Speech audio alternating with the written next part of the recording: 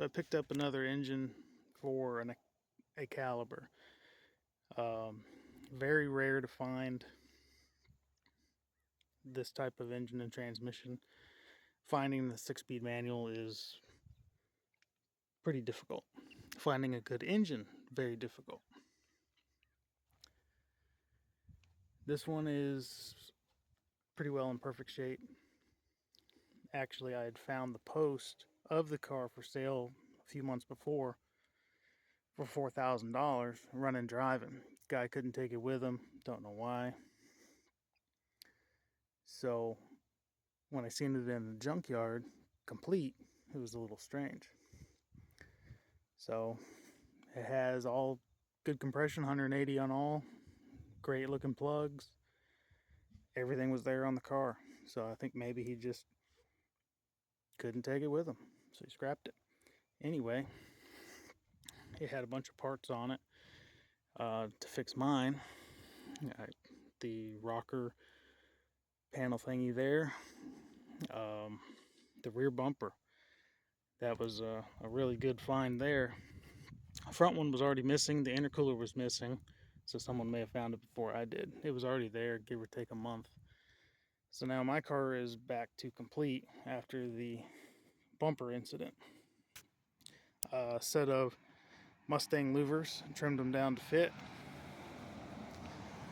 And that car actually had a carbon fiber hood on it. So I went ahead and swapped mine out. Mine had a bunch of paint peel and shit like that, and I was going to have to get to it. But this one's a carbon fiber, so that's pretty sweet. And the scoops are the same. The center one's just a little taller, and then it has these little provisions here that kind of looks like what's on the Scat Packs. And now it has both rockers on both sides and a decent hood, but not really too much of a difference there. But the point of the video is I have a whole complete spare engine. So I have my van that has had a bunch of thoughts on what to put in it over the years after the turbo motor blew up. So we're going to put that in there. I think that's going to be pretty sweet. So we will go ahead and go check that out. So here's the old van. It's been sitting for 8 years, 9 years. I blew up the original engine. It was a turbo motor 2.5. Actually, it was out of a LeBaron. Scuffed a piston. It was a bad time.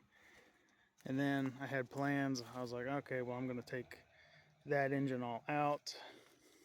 And I was going to put a Rabbit diesel engine in it. Well, then that changed. And